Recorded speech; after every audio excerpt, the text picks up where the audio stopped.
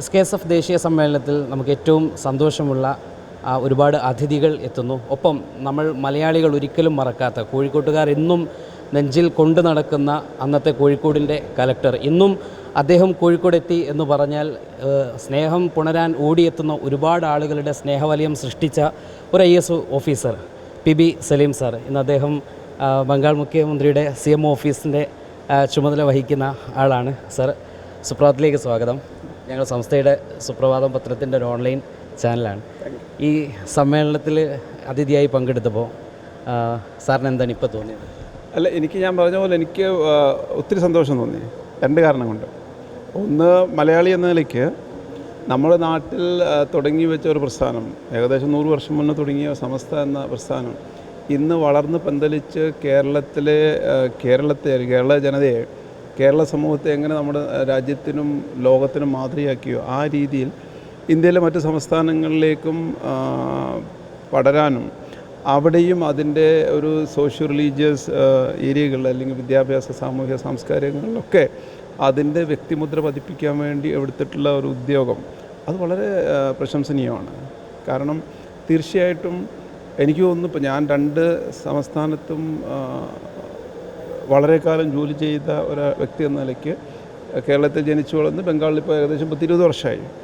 അപ്പോൾ നമുക്കറിയാം, തീർച്ചയായിട്ടും കേരളത്തിൽ നിന്ന് മറ്റ് എല്ലാ സംസ്ഥാനങ്ങൾക്കും ഒത്തിരി കാര്യങ്ങൾ പഠിക്കാനുണ്ട്. നമുക്ക് ബാക്കിയുള്ളവർക്ക് പകർന്നു നൽകാനായിട്ട് വളരെയധികം കാര്യങ്ങളുണ്ട്. ഒപ്പം നമുക്ക് പഠിക്കാനും ഒത്തിരി കാര്യങ്ങളുണ്ട്, ബംഗാളിൽ നിന്നാണെങ്കിലും മറ്റ് എല്ലാ സ്ഥലത്തും. അപ്പോൾ തീർച്ചയായിട്ടും ഇത്തരത്തിലുള്ള ഒരു ഇൻട്രാക്ഷൻ കൊണ്ട്, ഈ കൊടുക്കൽ വാങ്ങലിലൂടെ നമുക്കത് സാധ്യമാകും. അതുകൊണ്ട് എല്ലാവർക്കും ഗുണമുണ്ടാകും. മലയാളികൾക്കും അതുപോലുള്ള മറ്റ് സംസ്ഥാനത്തുള്ളവർക്ക് പ്രത്യേകിച്ച് ഗുണമുണ്ടാകും. ആ അർത്ഥത്തിൽ SKSF തുടങ്ങി വെച്ചിട്ടുള്ള ഈ ഒരു ഉദ്യോഗം, അല്ലെങ്കിൽ അത് എന്തുകൊണ്ടും വളരെ നല്ല രീതിയിൽ മുന്നോട്ട് കൊണ്ടുപോകേണ്ടതുണ്ടെന്നാണ് എനിക്ക് തോന്നുന്നത്. ഒരു മലയാളി എന്ന നിലയ്ക്ക് ബംഗാളിൻ്റെ 20 വർഷത്തോളമുള്ള ഒരു ചരിത്രത്തിൽ ഒരു കേരളവും ബംഗാളും എത്രത്തോളം കണക്റ്റഡ് ആണ്? എന്തൊക്കെയാണ് വ്യത്യാസപ്പെട്ട്, ഭാഷാപരമായിട്ടൊക്കെയുള്ള വ്യത്യാസങ്ങൾ, ദേശപരമായിട്ടുള്ള വ്യത്യാസങ്ങളൊക്കെ ഉണ്ടെങ്കിൽ പോലും നമ്മൾ എടുത്തു പറയുമ്പോൾ എന്തായിരിക്കും സാറിൻ്റെ ഒരു അനുഭവത്തിൽ നിന്ന്? കേരളവും ബംഗാളും ഈ പറഞ്ഞ പോലെ പല രീതിയിൽ നമുക്കറിയാമല്ലോ ബന്ധപ്പെട്ടിട്ടാണുള്ളത്. അല്ലെങ്കിൽ നമുക്ക് ഭാഷാപരമായിട്ടും. റഹീം Sahib, thank you. I just I'm going back. You must be going back. See you. একদিন বসতে হবে আমার, ঠিক আছে? സോറി. ബംഗാളും കേരളവുമായിട്ട് ചരിത്രപരമായിട്ട് തന്നെ വളരെ സാമ്യതയുണ്ടല്ലോ. ഇപ്പോൾ ഭക്ഷണത്തിൻ്റെ കാര്യത്തിൽ തുടങ്ങി. ഇപ്പോൾ കേരളത്തിലും അരിയും മീൻകറിയാണ് മെയിൻ അല്ലേ നമ്മുടെ മുഖ്യ ഭക്ഷണം. ബംഗാളിലും അത് തന്നെയാണ്, അരിയും മീൻകറിയാണ്. മീൻകറി കഴിക്കാത്ത ആളുകൾ ബംഗാളിലില്ല. അതുപോലെ തന്നെ രാഷ്ട്രീയപരമായിട്ടാണെങ്കിലും നമുക്കുള്ള ഒരു ഔട്ട്ലുക്ക്, സോഷ്യൽ ഔട്ട്ലുക്ക് വളരെ സാമ്യമുള്ളതാണ്. അതുപോലെ തന്നെ 2 സംസ്ഥാനങ്ങൾക്ക് തുടങ്ങിയിട്ടുള്ളത് സാമൂഹ്യ പരിഷ്കർത്താക്കൾ. ഇപ്പോൾ നമ്മുടെ നാട്ടിൽ ഇത്തരത്തിലുള്ള സംഘടനകൾ, അല്ലെങ്കിൽ നമുക്ക് കിട്ടിയുള്ള സയ്യിദന്മാരുടെ, തങ്ങന്മാരുടെ ഒരു പരമ്പര, അല്ലെങ്കിൽ ശ്രീനാരായണ ഗുരു പോലുള്ള ചട്ടമ്പി സാമുകൾ തുടങ്ങിയിട്ടുള്ള ഒരു പരമ്പര, അതേപോലെ തന്നെ അതിലും ഒട്ടും കുറവല്ലാത്ത രീതിയിൽ ഒരു പരമ്പര കിട്ടിയ പ്രദേശമാണ് ബംഗാൾ. ഇപ്പോൾ രാജാ രാംമോഹൻ റായ് തുടങ്ങി, അല്ലെങ്കിൽ ഈശ്വരചന്ദ്ര വിദ്യാസാഗർ തുടങ്ങി, ടാഗോർ തുടങ്ങിയിട്ട് ഇങ്ങോട്ടുള്ള ആ ഒരു പരമ്പര, അതെല്ലാവരെയും ഉൾക്കൊള്ളാനും എല്ലാവരെയും മനുഷ്യരായി കണ്ട് അവരുടെ നന്മയ്ക്കായി പ്രവർത്തിക്കാനുള്ള ആ ഒരു വലിയ സന്ദേശം നൽകും. അതുകൊണ്ട് തന്നെയാണ് എനിക്ക് തോന്നുന്നത് ഇന്നിപ്പോൾ ഇന്ത്യയിൽ തന്നെ വേറിട്ട മാതൃകകളാണ് കേരളവും ബംഗാളും കാണിച്ചു കൊടുക്കുന്നത്, അല്ലേ? മറ്റ് പല സംസ്ഥാനങ്ങളിലും ന്യൂനപക്ഷങ്ങൾക്കും അതുപോലുള്ള മറ്റ് സമൂഹത്തിൻ്റെ എന്താ പറയുക, ഫ്രിഞ്ചസിൽ താമസിക്കുന്ന ആളുകൾക്കൊക്കെ വളരെ തരത്തിലുള്ള ഡിസ്ക്രിമിനേഷൻ ഉണ്ടാകുമ്പോൾ ബംഗാളും കേരളവും എല്ലാം അതിൽ നിന്ന് വ്യത്യസ്തമാണ്.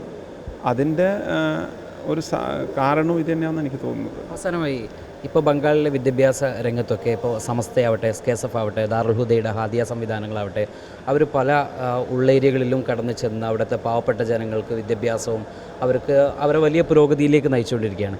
എത്രമാത്രമാണ് ഒരു സർക്കാരിൻ്റെ ഭാഗത്തു നിന്നൊക്കെ അവർക്കുള്ള ഒരു സപ്പോർട്ട്, അതോ ഇതിനൊക്കെ നോക്കിക്കാണുന്നത് എങ്ങനെയാണ്? അല്ല, എനിക്ക് തോന്നുന്നു ഇപ്പോൾ ഏത് മേഖലയിലാണെങ്കിലും ഏത് പ്രദേശത്താണെങ്കിലും സർക്കാർ ചെയ്യാൻ പറ്റുന്ന കാര്യങ്ങൾക്ക് പരിമിതികളുണ്ട്. ആ ഒരു നിലയ്ക്ക് 100% എനിക്ക് പറയാൻ പറ്റും ബംഗാൾ ഗവൺമെൻറ് അത് ചെയ്യേണ്ട കടമ അല്ലെങ്കിൽ ചെയ്യേണ്ട അവരുടെ ഒരു പാർട്ട് അതിനപ്പുറത്തേക്കായിട്ട് ചെയ്യാൻ ശ്രമിക്കുന്നുണ്ട്. പക്ഷേ അതുകൊണ്ട് മാത്രം ഒരു സമൂഹവും അല്ലെങ്കിൽ ഒരു പ്രദേശവും അവർക്ക് എത്തിപ്പെടില്ല. അതിനിപ്പോൾ ഏറ്റവും വലിയ ഉദാഹരണമാണ് കേരളം തന്നെ. കേരളം ഗവൺമെൻറ് സപ്പോർട്ട് കൊണ്ട് അല്ലെങ്കിൽ സർക്കാരുകളുടെ സംവിധാനത്തിലൂടെ അല്ലല്ലോ കേരളത്തിലെ വിവിധ ജനസമൂഹങ്ങൾ ഇന്ന് ആർജിച്ചിട്ടുള്ള ഒരു വിദ്യാഭ്യാസ, സാംസ്കാരിക, സാമൂഹ്യ രംഗത്തുള്ള ഉന്നതി ഉണ്ടായത്. അവരുടെ ഇടയിൽ നിന്നുള്ള സംഘടനകൾ, സംവിധാനങ്ങൾ, പ്രസ്ഥാനങ്ങളൊക്കെ വളർന്നു വന്നു. അവർ ജനങ്ങളെ ഉത്ബുദ്ധരാക്കി, അവർ ജനങ്ങളെ മുന്നോട്ട് കൊണ്ടുവന്നു. അപ്പോൾ ആ ഒരു റോള് ഏറ്റെടുക്കാൻ അതിനൊരു സപ്പോർട്ട് ചെയ്യാനുള്ള അതാണ് SKSSFിൻ്റെ ഒരു ഏരിയ എന്ന് എനിക്ക് തോന്നുന്നു. അല്ലെങ്കിൽ അതുപോലുള്ള സംഘടനകൾ ഇന്ന് തീർച്ചയായിട്ടും അതുപോലുള്ള കേരളത്തിലെ ഒട്ടുമിക്ക സംഘടനകളും സാമൂഹ്യ രംഗത്ത് പ്രവർത്തിക്കുന്ന വളരെയധികം സംഘടനകൾ ഇടപെടുന്നുണ്ട്. അതിൻ്റേതായിട്ടൊരു മാറ്റം കാണുന്നുമുണ്ട്. അപ്പോൾ തീർച്ചയായിട്ടും ഇത് വലിയ രീതിയിൽ മുന്നോട്ട് കൊണ്ടുപോകേണ്ടത് ആവശ്യമാണെന്ന് തന്നെയാണ് എനിക്ക് തോന്നുന്നത്. SKSF പ്രവർത്തകർക്കുള്ള ഒരു മെസ്സേജ് എന്താണ്? അല്ല, നിങ്ങൾക്ക് കിട്ടിയ ഒരു അനുഗ്രഹം അല്ലെങ്കിൽ ആ ഒരു ബ്ലെസ്സിങ്, അത് ഒരു ബ്ലെസ്സിങ് ആയിട്ട് കണ്ടുകൊണ്ട് മറ്റുള്ളവരിലേക്ക് എത്തിക്കാനൊരു ബാധ്യത കൂടി ഉണ്ട് എന്ന് മനസ്സിലാക്കണം. ഒരു ബ്ലെസ്സിങ് ആണെന്ന് തിരിയുന്നത് ഇന്ത്യയിലെ മറ്റ് പ്രദേശങ്ങളിൽ അല്ലെങ്കിൽ സംസ്ഥാനങ്ങളിലൊക്കെ ചെല്ലുമ്പോഴാണ് നമ്മൾ എത്രത്തോളം ബ്ലെസ്ഡ് ആണ് എന്ന് മനസ്സിലാവുന്നത്. ആ കാര്യത്തിൽ കൂടി ഇത് വലിയൊരു അനുഗ്രഹമാണ്.